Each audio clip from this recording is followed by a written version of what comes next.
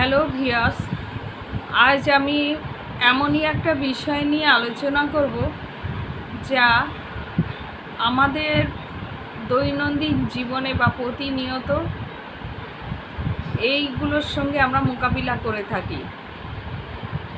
তো চলুন জানা যাক। প্রথম কথা, আমরা শত্রুর সঙ্গে প্রতিনিয়ত মোকাবিলা করে থাকি। সেটা গুপ্ত শত্রু হতে পারে বা আপনার জ্ঞাত শত্রু হতে পারে। তো সেই শত্রু দ্বারা আপনারা এমনভাবে ক্ষতিগ্রস্ত হন যেগুলো আপনারা নিজেরা বুঝতে পারেন না। কেন, কী বৃত্তান্ত, এ বিষয়ে কিছু জানতে পারেন না এবং এর কোনো সলিউশন আপনারা সত্যি খুঁজে পান না। তো আমি আজকে এমনই একটা বিষয় বলবো যে বিষয়টা আপনারা জানলে হয়তো অনেক কিছু বড় ধরনের ক্ষতি থেকে আপনারা বেঁচে যাবেন। তো সেই বিষয়টা কি? বিষয়টা হচ্ছে, দেখুন, আমাদের জীবনে চলার পথে প্রতিটি মুহূর্তে আমরা নেগেটিভ শক্তির সঙ্গে লড়াই করে চলি।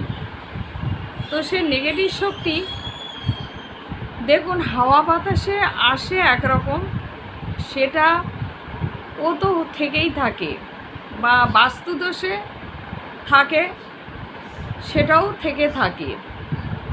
অনেক সময় বাস্তবে এত খারাপ থাকে, খারাপ আত্মা থাকে, বা বহুদিন আগে, ধরুন বাস্তবের মধ্যেও আপনারাও হয়তো জানেন না, কোনো সময় না কোনো সময় কেউ অপঘাতে মারা গেছে, তার আত্মার কিন্তু মুক্তি মেলেনি।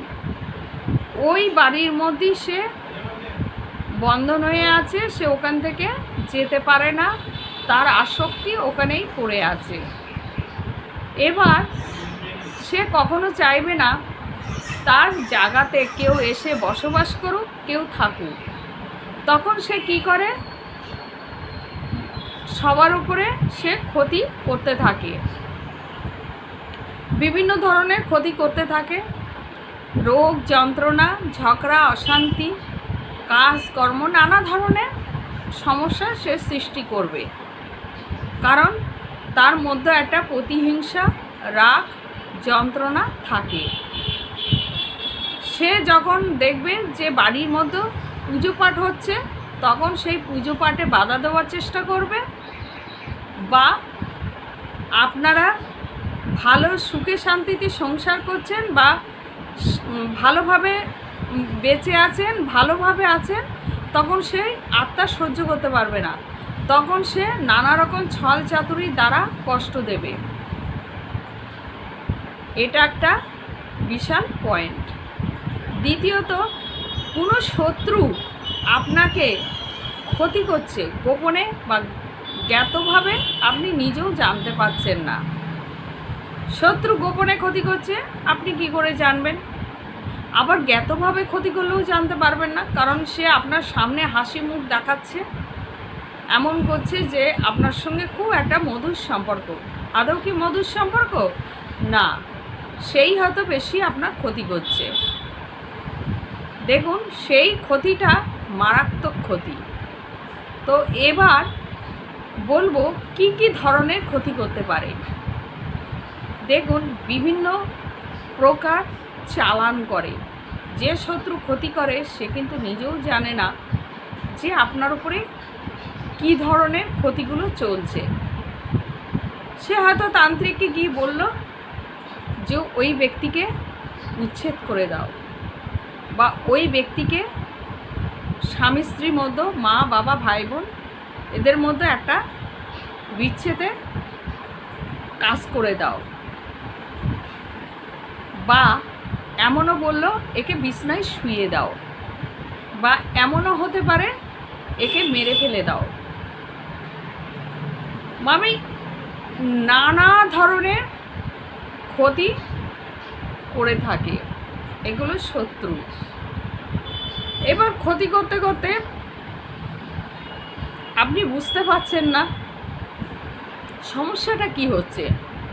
আপনি একের পর এক ডাক্তারখানায় যাচ্ছেন, আপনি মেন্টালি ডিপ্রেশনে যাচ্ছেন, ডিপ্রেশনের ওষুধ খাচ্ছেন, হাইপার টেনশনের ওষুধ খাচ্ছেন, বিভিন্ন ধরনের রোগ যন্ত্রণা আপনারা ওষুধ খেয়ে যাচ্ছেন আর চেক আপ করেই যাচ্ছেন, কিন্তু সলিউশন পাচ্ছেন না। কারণ আপনার শরীরে যেগুলো হচ্ছে ওগুলো নেগেটিভ শক্তির কারণে হচ্ছে, ওগুলো আপনার শরীরের কোনো রোগ যন্ত্রণা কিছুই না। হঠাৎ দেখা গেল আপনার সুস্থ শরীর, আপনি টয়লেটে যাচ্ছেন, টয়লেট পরিষ্কার হচ্ছে না, ফোঁটা ফোঁটা বিন্দু বিন্দু করে টয়লেট করছেন, ঘন্টার পর ঘন্টা বসেই যাচ্ছেন, পটি পরিষ্কার হচ্ছে না, এরকম ধরনের ইত্যাদি ইত্যাদি শারীরিক প্রতিক্রিয়া হতে থাকে। এমনভাবে হতে থাকবে আপনি নিজেও বুঝতে পারবেন না। ডাক্তার কেন, কারো সাধ্য নেই আপনাকে সুস্থ করে তুলবে, কারণ এগুলো আপনাকে তো ক্ষতি করছে, চালান করছে। এগুলো আপনি নিজেকে সুস্থ হবেন কী করে? দেখা গেল আপনি সকালবেলা ঘুম থেকে উঠলেন, হঠাৎ মাথাটা যন্ত্রণা করছে, হাতে কনকন করছে, যন্ত্রণা করছে, ব্যথা করছে, সব এগুলো বানক্রিয়া, ক্ষতি, নেগেটিভ শক্তি। বা ধরুন শনিবার বা মঙ্গলবারে আপনার হাতটা কেটে গেল, শনিবার মঙ্গলবার বিশেষ করে যদি ওদিন আপনার হাত কেটে যায়, আপনি আলবাত ভাববেন আপনার ওপরে পিচাস চালান করেছে। পিচাস চালান করা মানে সে রক্ত নেবে। এবার ওই রক্তটা যখন বেরাবে শুধু একটু শুকে দেখবেন, রক্তটা যখন শুকবেন না, কাঁচা আষ্টে বাজে একটা আষ্টে গন্ধ বেরাবে, সেটা বিভৎস টাইপের। তো এরকম ধরনের দীর্ঘটা দিন আপনারা কষ্ট পেয়ে যাচ্ছেন, আপনারা কিচ্ছুতে কিছু বুঝতে পারছেন না। বাচ্চা নিয়ে, স্বামী নিয়ে, মানে পরিবারের সমস্ত কিছু তারা ছাঁকড়া করে দিচ্ছে। বা এমনও হয় যে একটা সুস্থ বাচ্চা সে হঠাৎ মেন্টালি ডিপ্রেশনে চলে গেল। এগুলো সব নেগেটিভ শক্তির কারণে, চালান, ক্ষতি, এর জন্য এগুলো হয়ে থাকে। তো এবার আপনারা ধরুন ভালো মানুষ, মনে তো আপনাদের কোনো গলত নেই, আপনারা ভাবছেন যে আমাদের সঙ্গে কেন হচ্ছে এরকম, আমরা কি পাপ করেছি, আমাদের সঙ্গেই শুধু ঘটে, আমাদের সঙ্গে কেন ঘটছে ভগবান? আপনি যাই করুন কোনো উত্তর পাবেন না। কারণ আপনার শরীরে যদি বাধাবিঘ্ন থাকে,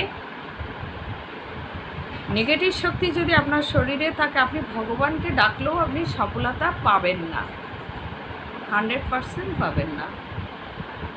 কারণ আপনার কাছে যে ভগবান আসবে, আপনার শরীরটাকে এমন করে নোংরা করে দিয়েছে, ক্ষতি করে রেখেছে যে ভগবানও আপনার শরীরের মধ্যে আসতে পারছেন না। ভগবান স্বয়ং নিজে শরীরে আসেন না, কিন্তু তার একটা শক্তি, সেই শক্তিটা যে আপনার শরীরে ঊর্জা শক্তিটা আসবে, তার রাস্তাটা তো পরিষ্কার চাই। সেই রাস্তাটা যদি পরিষ্কার না থাকে তো আপনার শরীরে কিভাবে আসবে? এভাবে আমরা প্রতিদিন প্রতিনিয়ত ক্ষতিগ্রস্ত হয়ে থাকি, আমরা বুঝতে পারি না। তো আজকে আমি একটা দুর্দান্ত ক্রিয়া বলবো, যে ক্রিয়াটা সাধারণত আপনারা করলে সফলতা পাবেন। দেখুন, আমি কোনো কালো ড্রেস, আমি সামনে বিশাল কিছু সেজে গুজে বসা, এগুলো আমার চেয়ারা নয়। আমি আধ্যাত্মিক জগতের সঙ্গে আমার সম্পর্ক, আমি মহাকাল ভৈরবের একজন সাধক, সেই হিসাবে আপনাদের সলিউশন আমি বলবো, আপনারা এটা করে দেখবেন। প্রথম কথা, ক্রিয়াটা করতে হবে মঙ্গলবার ধরে। নিখুঁত থেকে একটা পাতিলেবু নেবেন, পাতিলেবুটা খাড়া করে 3টে লবঙ্গ নেবেন, লবঙ্গের মাঝখানে হলুদ ফুল থাকবে, সেই ফুলটা কোনো সুচ দিয়ে হোল্ড করে ওই লেবুর মাথার 3 দিকে 3টে গেড়ে দেবেন। দেওয়ার পরে একটা 5 ইঞ্চি প্রেক, লোহার প্রেক লাগবে। প্রেকটা লেবুর মাছ বরাবর আরেভাবে ওটাকে গেড়ে দেবেন। দেওয়ার পরে একটা নিখুঁত কাঁচা লঙ্কা বোটাওয়ালা লাগবে।